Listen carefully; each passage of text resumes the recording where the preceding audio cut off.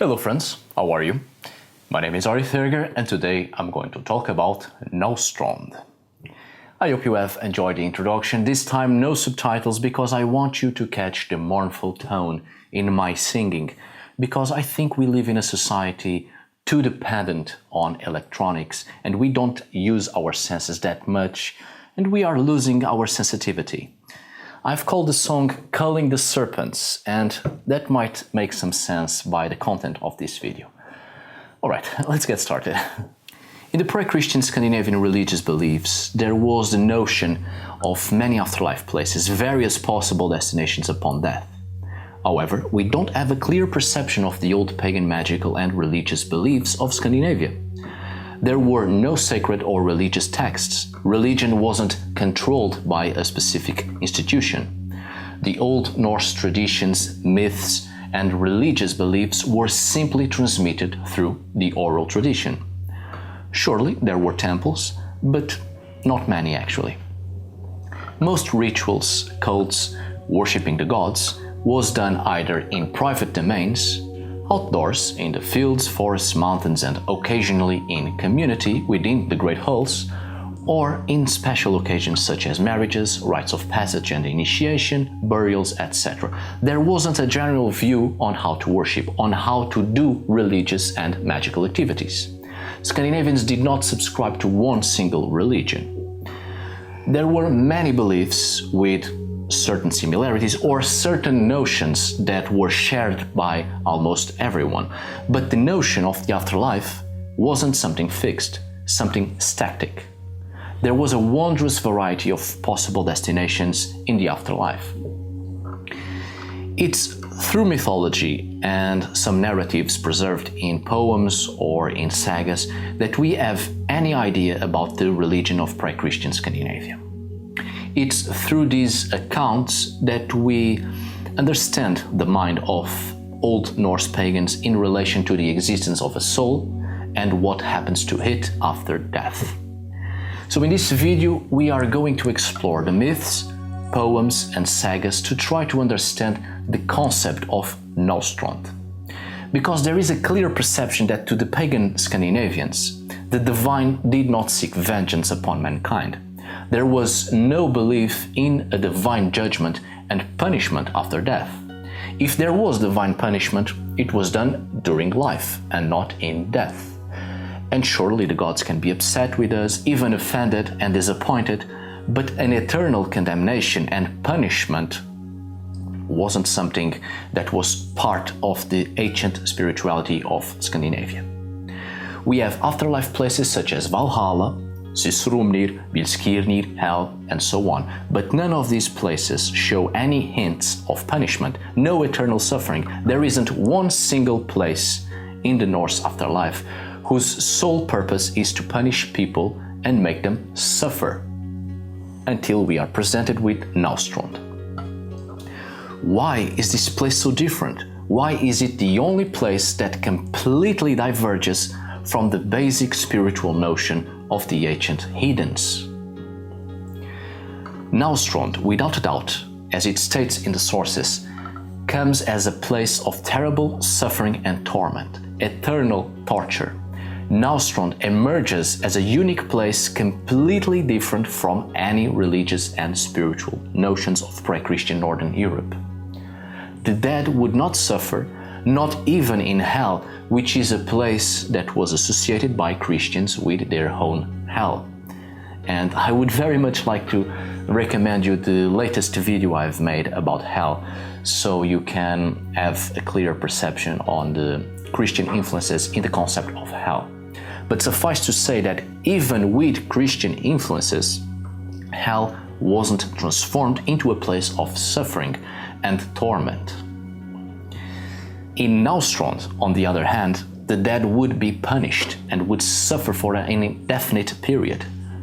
This mythological afterlife place presents itself as something completely different from the other afterlife conceptions of the pagan Norse. Of all the countless afterlife places, why in only one of them would there be the belief of suffering in the afterlife? Was Náströnd the sort of place similar to the Christian hell? Is Náströnd the actual source for the creation of hell? Let's find out. Náströnd is mentioned in two sources, the Prose Edda and the poem Völuspá, and the Prose Edda account is greatly based on the Völuspá itself. Now, I've made this statement many times. The Prose Edda was greatly influenced by Christian ideals and perceptions of the divine and the religious conduct. It was inevitable. Snorri Sturluson was a Christian, and his work was made during the Catholic period of Iceland. The older the sources are, fewer Christian influences they have. So if we turn to the poems, we will be closer to a pagan perception. Obviously, the poems were also compiled during the same period, more or less, of the Prose Edda, so they too have Christian influences, but not as much, because they come from the oral tradition and the preservation of hidden ideas were kept. Only what was directly offensive and dark for Christian standards was removed or altered. To understand the role of Náströnd as a place of punishment after death, we must find out if there could have been some influence of Christianity in the conception of Náströnd, making it a myth that is the hybrid conclusion of different religious beliefs. Because the Christian faith had already been introduced to the Vikings since the 8th century. In fact, with quite recent archaeological discoveries, it's quite possible that Christianity was already taking root in Denmark as early as the 7th century. Náströnd literally means the coast of corpses, the coast of cadavers. The name itself could be the title of a horror movie. As such, it's perfectly normal that we don't know much about this place because the sources were tampered with by poets, skulls, clerical workers, etc., and everything dark related to black magical arts, frightening pagan conceptions, was removed or altered, depending on the purpose Christians wanted to give to something. Now, let's start with the poem Völuspá and what it says about Náströnd, and I quote, "Aho I saw, far from the sun, how Náströnd it stands, and the doors face north. Venom drops through the smoke vent down, for around the walls do serpents wind. I saw there, wading, through rivers wild, treacherous men, and murderers too, and workers of ill with the wives of man. There Niflhel sucked the blood of the slain, and the wolf tore man. Would you know yet more?" So Náströnd is described to us as a place with a great hole filled with serpents, and from holes in the ceiling, serpents drop their venom, forming a venomous river in which criminals of all sorts, murderers, oath breakers, and those accused of adultery wander about in torment, and the great serpent or dragon Niflhel consumes the corpses of the slain, and wolves devour people. Wonderful black metal lyrics. Now, we have no idea where Náströnd is situated in the Norse cosmology, but we might have some ideas. And it's important to know the mythical geography of Norse cosmology to understand the purpose of the places. So, we might look at this mythological geography the same way we do in our own world. All the Norse mythological realms we know of would be situated in the same space, like continents or countries, reachable by land or some source of water. This explains how, in many accounts, the gods use rivers, oceans, forests and mountains to move from place to place. And there are natural boundaries making clear divisions between realms. And indeed, the afterlife for many pagan cultures, especially European ones, was the precise reflection of our own world, with similar landscapes, forests, mountains, meadows, rivers, etc. If we take into consideration that there was the belief that the dead would go northwards to their final resting place, then the realms of death would be situated north. But we must also take into consideration that there was also the belief that the dead went down into the earth, the underworld, which in many sources also created a sense of going south. On the other hand, if we see this mythological reality as it is presented to us in Norse mythology, of up and down and existence in between, we have the perception that there is a vertical reality, the great tree Yggdrasil being the world axis and the other cosmic realms exist around it. Asgard is placed in the celestial plane and Hel, being a realm of death, goes down into the underworld. The problem with this perception is that this vertical reality, this conception of up and down, may be a Christian influence. Certainly, we can argue that in shamanism there is also this perception of up and down, a celestial plane and the underworld downwards. But no, there actually isn't. In shamanism, we are led to believe in this conception of up and down, but that conception was actually created by our Western societies when they came in contact with shamanism in our contemporary times. To better explain shamanism to the Western mind, a familiar concept was introduced. Our Western societies have been Christian for far too long and other perceptions of the afterlife were lost. And to explain the shamanic views, we introduced a Christian perception of up and down. Shamanism, in its original perception of the world, of the spirit and the afterlife, is something much more similar to our reality. In a shamanic sense, communicating with the spiritual world is literally crossing spiritual boundaries in our own world. And when it comes to the afterlife, it's a sort of parallel reality to our own. So, the oldest perception of the afterlife is actually seeing it as our own world, because afterlife pagan religious beliefs were just that, reflections of our own reality, because pagans had a world-accepting view. They did not seek a reality different from our own. They enjoyed living in this reality, and to them, the afterlife was as similar to our world as possible. In fact, the afterlife for many pagan societies wasn't in some unreachable place. It was right here, in our own world, within the mountains, in rivers, in hills, etc. And in shamanism, the perception of up and down isn't what we created as celestial worlds and far-off worlds downwards.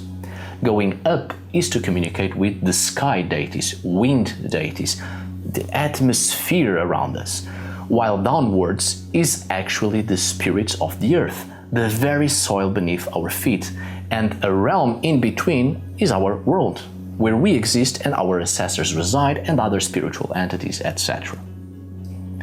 This is why we, in Western societies, fail in shamanic practices nowadays, because we are expecting to reach a celestial reality or any other reality detached from our world, because we come from a background with a collective consciousness that there is a heaven up there and a hell down there, and we are miserable little creatures in between at the mercy of these two realities, these two polarities. when in fact shamanism is all about the spiritual reality of our own existence and not unreachable places in Tralala land.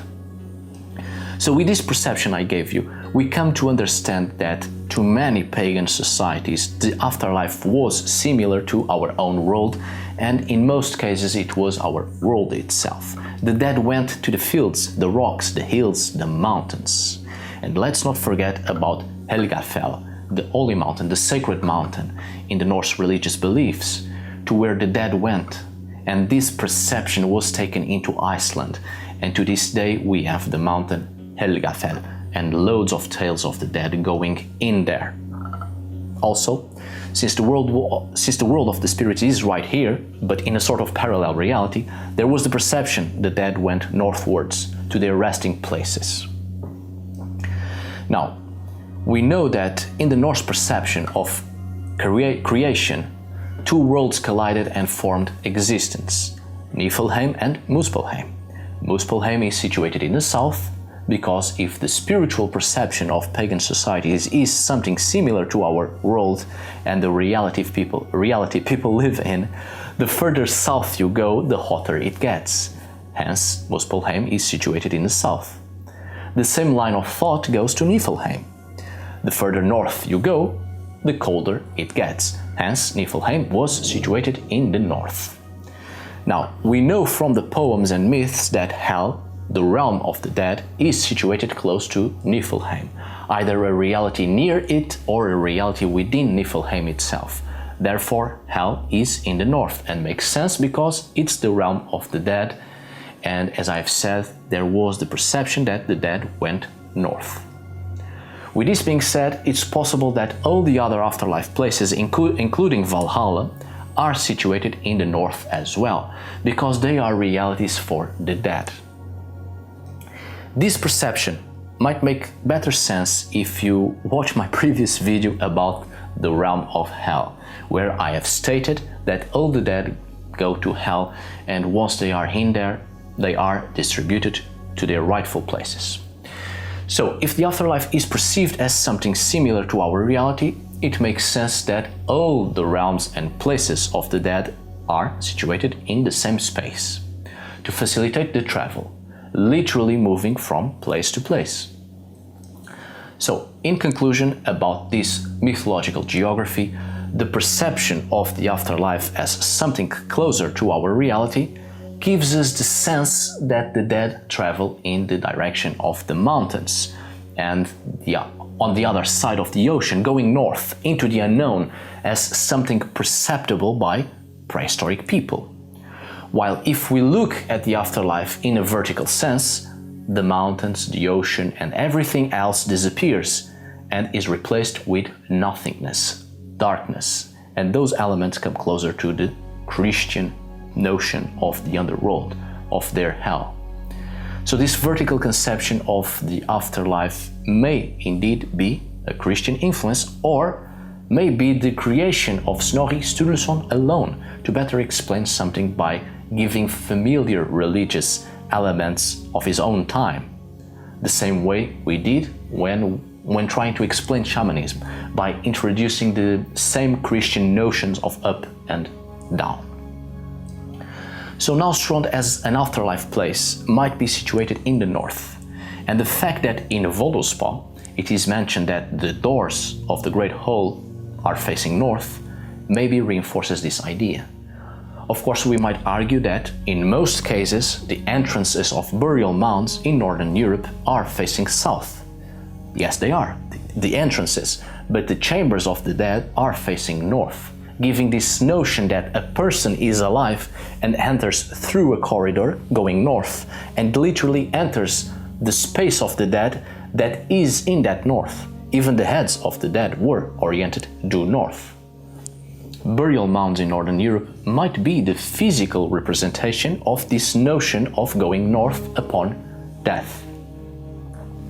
I've given you this mythological geographical notion of where Náströnd might be placed because it might explain why it's such a dark place and filled with snakes. Let's not forget that in the North Hemisphere it's much colder, and the days are shorter and nights are longer. Therefore, darkness prevails. And to northern peoples with a world-accepting view, to them, the afterlife or the places of the dead reflect our reality. Therefore, the afterlife might be a dark place. Also, it wasn't uncommon to find burial chambers filled with snakes. The earth was their natural habitat, and they live underground. So Náströnd, in a pagan perspective, might be the afterlife place that represents the burial chamber. And the fact that the place is a coast and develops around this coast explains the belief of going north after death, crossing the ocean. And if there is land, it certainly has a coast. This notion of having to cross water after death, either a river or a sea, is reflected in many cultures, and it wasn't different in Scandinavia.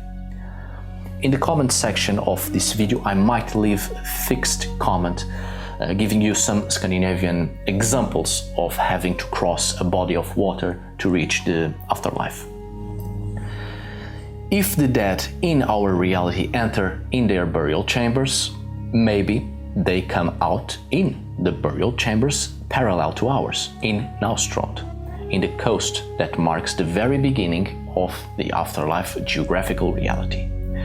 So this gives us the sense that Nastrond, in a pagan perspective, might actually have been the place where the dead first appear, and from that spot on, they develop the rest of their journey in the afterlife. That's why Nastrond is the coast of corpses, because of the dead bodies in the burial chambers. This might also explain why there is that notion that when we die, there is a dark tunnel and light at the end of it. Burial chambers with their tunnels might actually be the representation of this perception, going into a tunnel, and by the end of it, a chamber representing a world. And take notice at the oval configuration of the ceiling of the chamber. Or maybe the burial mound itself was what actually created this perception of light at the end of the tunnel when we die. Suffice to say, or at least it seems to me, that Náströnd is exactly this, the representation of the burial chamber as a means of going into the afterlife. You enter the burial chamber and you get out in the other burial chamber parallel to our reality. You die, you go to Náströnd. So Náströnd, at first, seems to have been this prehistoric representation of burial mounds. But how did it get so dark and a place of suffering and great torment? Well, let's try to understand. So far we come to understand Náströnd as the possible representation of burial mounds, and by its association with water, the sea crossing an ocean to reach it, this might indicate Náströnd's connection to the act of performing the funeral rites of some of the dead, placing them in boats or graves in the shape of boats, being related to the mythical religious idea that the souls would make a sea voyage to the world of the dead. However, not everyone was buried or cremated in boats or in funeral rites linked to the boat motif. The boat motif in funerals was reserved for a small percentage of the Scandinavian population, which might indicate that this belief in using boats to go into the afterlife was reserved to a specific sector of the Scandinavian society, or even a specific religion, making Náströnd a place for certain people. Because we know that half of the warriors slain in battle would go to Valhalla, the other half to Sisrumnir, servants would go to Bilskirnir, etc., various places for the dead according to their social status. So Náströnd might have been reserved at first for people linked to a religion based on the sheep motif. I've done a video about that. If you go into this upper corner, you can check that video about the sheep motif and the possibility of being linked to a Vanir cult. All of a sudden, Náströnd becomes a terrible place. It was already called the coast or the shore of corpses, but that depends on the point of view. As I've said, this could simply have been a reference to the fact that the dead went there, literally their corpses. Because if in the Norse pagan mind Náströnd was considered as a parallel reality to our own, places where we deposit the dead body would appear in Nastrond and go through a process of transformation to be able to walk in the afterlife. But we will get to that thought further ahead. Don't forget this little idea. Nastrond had a hole, and in it criminals were punished with venom coming from serpents. Now, great holes between the Germanic and Scandinavian peoples were not only large constructions, but they were residences of wealthy nobles, even of kings. They were places of socialization, of manifestation of authority and power. Halls were places where weapons and treasures were kept, and loads of social ceremonies and even religious ceremonies were held. The halls had the same role as the palaces, fortresses, mansions, etc. in other cultures, in terms of demonstrating the power of the local elite. Halls were so important in the daily lives of the Scandinavians that this importance continued even after death. A great percentage of the afterlife places have a hall in which the dead reside. Even the holy mountain, the sacred mountain that I have spoken earlier, Helgafell, it was believed that the dead went inside the mountain to live in great halls. The great halls were the ultimate expression of cults, feasts, and manifestations of power, so halls became the focal point of Scandinavian cosmology, an icon of sacredness. This physical structure gave a sense of safeness. These structures gave to the Scandinavian royalty the possibility of establishing order and try to make it possible a relative peace, using the hall as an instrument of executing religious, political, and other social activities.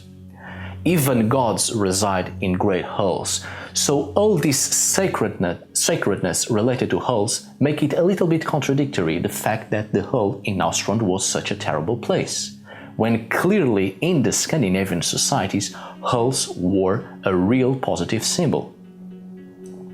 Now, in terms of serpents and their venom, as means of punishing people, criminals, a river of venom and a hole filled with serpents, obviously we are in the presence of a damned place, a cursed place, which must have been an idea based on some Christian ideas, because in Christianity the serpent is associated with death, suffering, and evil. In many pagan societies the serpent was actually a very positive symbol, a symbol of power, a symbol of knowledge, fertility. It even marked the presence of the gods in many aspects. But the negativity, the negative connection and connotation of serpents in great part comes from Judeo-Christian traditions. Venom, on the other hand, isn't uncommon in Scandinavian mythology. The river Slid is a very poisonous river. The cosmic lake Vergelmir was made of icy poison. Loki himself was bound by the gods, and his punishment was poison drops constantly hurting him. Poison and snakes, to a certain extent, is something associated with evil and pain in the Old Norse societies. So we seem to have a mixture of pagan traditions with Christian traditions in the conception of Nastrond.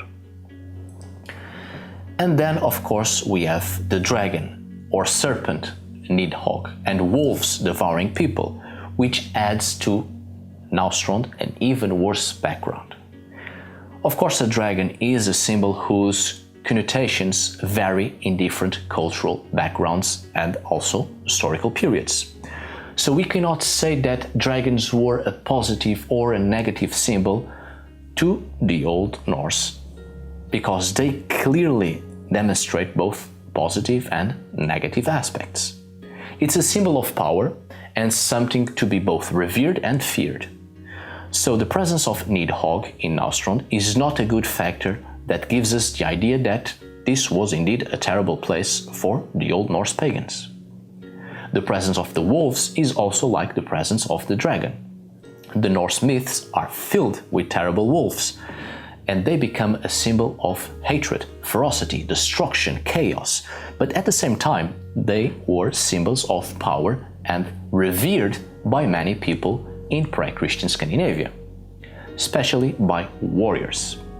The presence of Nidhogg and wolves in Náströnd may not be a reference to something evil, but might just be symbols to reinforce the importance of Náströnd as a place of power reserved for powerful people from a specific religious background, as previously said. But we have a little problem. Wolves in Old Norse were called Vargar, and Vargar were the names given to criminals. Mordvargar was the actual name given to assassins, murderers, someone who would kill another person for no specific reason, for a trivial, unfair or disloyal reason. And these Vargar were outlawed and cast out of the society to live in the wilds. So maybe the presence of the wolves might indeed give us some indications that indeed criminals went to Náströnd. Let me give you another example. We know that along with human sacrifices, animals were also sacrificed. And usually both people and animals were hanged on a great tree near the main temple. For instance, this happened in Uppsala, in Sweden, every 9 years during the Heathen period. Animals marked the social status of the person, or were the representative animals of specific deities to whom people were making the offerings. Not all criminals were cast out of the community.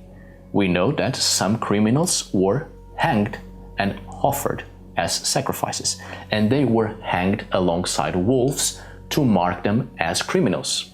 So the gods would know who those people were. So the wolf here reinforces the idea that criminals indeed went to Náströnd.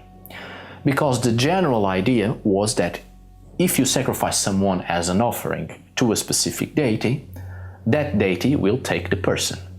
A human sacrifice to Heathen alongside a dog, horse or hawk to mark the noble social status of that person. And the person goes to Valhalla. The same thing happens to human sacrifices to Freyr, Thor, Troja, Njord, etc. Human sacrifices alongside animals to mark the status of the person and the representative animal of the specific deity. And that also marks the afterlife place to where those people are supposed to be sent. So maybe criminals sacrificed with wolves was to indicate that their final resting place was to go to Náströnd. The Nordic peoples possessed moral principles, laws, and a system of justice. They were not barbaric and uncivilized as we were led to believe. The Old Norse peoples had a lot of respect for the law. The local assembly, Thing, did and administrated the law, which was kept in the memory of the ancients in their society, the oldest members within their judicial system. This law controlled the society and contained important political power and authority.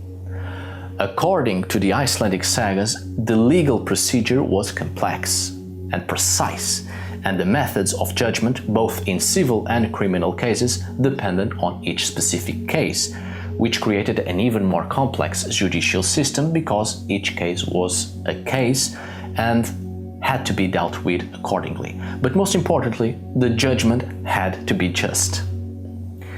Now, according to the myth of Náströnd, it's quite specific who goes there. Murderers, oath breakers, and those prosecuted for adultery. These 3 specific cases gives us the indication that these were the crimes most abominable in the Norse society. Now, we know from the sources, which I have made references on the previous video about hell, and I will leave a link down below in the comments section so you might watch that video. But we know from the sources that the gods did not seek vengeance upon mankind. They did not send people to places to suffer in torment for eternity because of their crimes. People were judged while alive by other humans, and the gods were called upon to be witnesses and not to deliver divine judgment. Judgment was clearly given by humans during life, in the Scandinavian societies. Náströnd comes to us as a place of punishment, but it doesn't make sense because it's an afterlife place and the gods clearly did not seek vengeance and did not want to punish people. So it's possible that Náströnd was just created to give a certain relief that criminals would forever suffer for their misdeeds, and the victims of those criminals would have some peace of mind knowing that such criminals would be judged and pay for their crimes beyond the grave.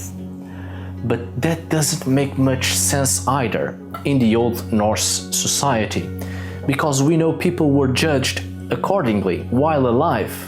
We know that the Nordic laws allowed the right of revenge, Heathen, and even of duels, Olmganga, to solve certain particular conflicts.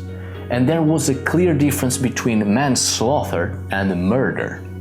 After the act of killing, if the killer announced publicly the deed, it was considered manslaughter, an offense that could be atoned for with wergild, paying a certain amount of money to the family of the victim to compensate them. If the deed wasn't announced, or if the killing was performed in stealth, it was considered murder.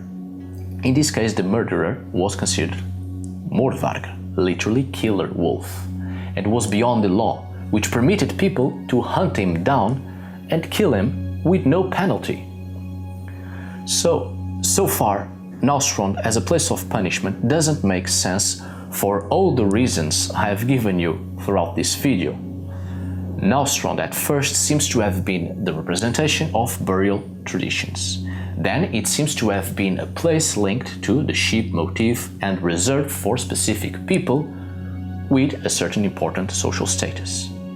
We have the divine factor, the importance of the great whole, the importance of the symbols of power, and knowing that the gods did not seek vengeance.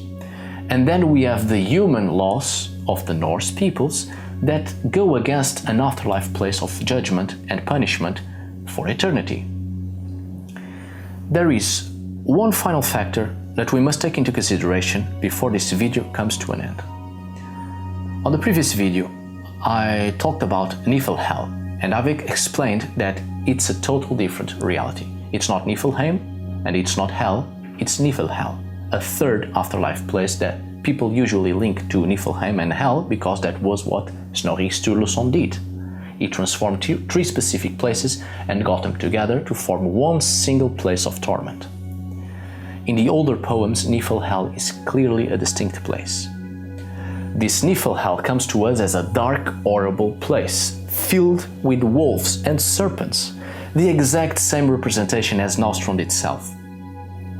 So this leads us to believe that Náströnd is the name of the shore of Niflhel.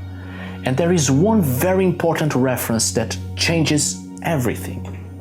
People go to Niflhel to die. You die in this world, you go to Niflhel to die again and reborn. This notion is linked to the concept of the soul in the Norse spirituality, which I have also made a video about. If we take into consideration that the burial mound is the parallel reality of Náströnd, then the body goes to Náströnd, to Niflhel, and you need to die again. You need to get rid of the body so you can reborn in the afterlife. The concept of the soul in Norse spirituality is a very complex subject, which is why I need you to see that video I've made, but suffice to say that the physical body, lik, was part of the self, and in order to release the spiritual self, you needed to destroy the physical body. In Niflhel, you needed to die only to reborn again, with the proper spiritual appearance to be able to reside in the afterlife. Now, take into consideration, Náströnd is the shore of corpses. What if people strip their skin, get rid of their bodies and leave them on the shore upon arrival to this afterlife place? What if Náströnd is the first place people go to when they are buried and their body isn't destroyed? So it must be destroyed somewhere to be able to literally enter the afterlife. Now imagine people shedding their skin and leaving it behind on the shore. What other animal sheds its skin? snakes. Snakes are everywhere in Nastrond, and as I've said before, it wasn't uncommon to find snakes everywhere in burial mounds. Maybe the belief was that the dead who were buried transformed themselves into snakes. This animistic notion of shapeshifting, and the snake became the representative animal of the dead, the totemic animal of the dead. Just as the snake sheds its skin, people had to shed their bodies as well in the burial mound in Nastrond to be able to go into the afterlife. What I'm saying is that because the ancient societies literally saw the afterlife as similar to our own world, and indeed most afterlife places were actually in our own world, it's possible that Náströnd and Niflhel are places of the underworld, literally the earth beneath our feet, to where the dead go. And the dead became snakes and shed their skins to be able to go into the afterlife. A notion of a process of transformation and evolution upon death. Maybe Nastrond was exactly that, a place in between, a place certain people needed to go to die and reborn again, to change and be accepted in the afterlife, accepted by their ancestors. Nastrond was this very shamanic past printed in it, which with the passage of time and later with the coming of Christianity changed into a horrible place of eternal punishment, and when its true purpose might have been a place of rebirth and transition.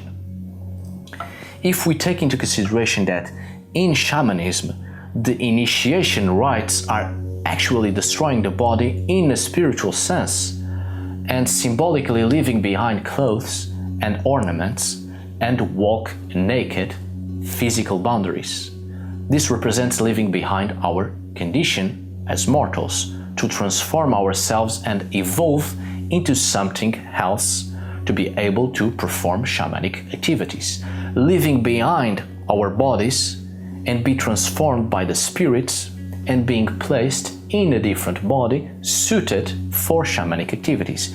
Maybe this process was represented by snakes, the death of the body, shedding the skin, which is why most underworld deities and death deities are represented by snakes. It's the spiritual perception of leaving the body, actual death, and becoming something else. So this is my conclusion. Nastrond and Niflhel quite possibly were the representation of the passage of the dead, symbolically represented by leaving the body behind and evolve, transform ourselves into something else, into spiritual beings. But this shamanic notion of a prehistoric past obviously changed with the introduction of different cultures and different needs of the societies. Christianity, for instance, failed to see the spiritual notion printed in Nastrond because it goes absolutely against the Christian notions of the divine and the afterlife. Christians had no terms of comparison, so a seemingly horrible place, highly complex in terms of death, was easily mistaken by a place of eternal suffering. This doesn't mean that the Norse didn't think of Nastrond as a place of pain and suffering. I do believe that the Norse Nastrond was indeed a place of pain and suffering, but not as punishment or to suffer for one's crimes. It was a place of suffering and pain because the process of transformation, to die and reborn, was painful. We see this in shamanism. The process of symbolical spiritual death to be initiated in the shamanic arts is a painful process, the torment and disembodiment of the soul to recreate the soul to be suited to communicate with the spirits. The pain and suffering was mistaken by the Christians as punishment after death for misconduct. Alright, my dear friends, I hope you have enjoyed this video. Quite a long one, but I think you got the main idea. Of course, I could develop this even more, but this is a YouTube video, so better keep it short as much as possible. Alright, thank you so much for watching once again. See you on the next video, and tack för idag!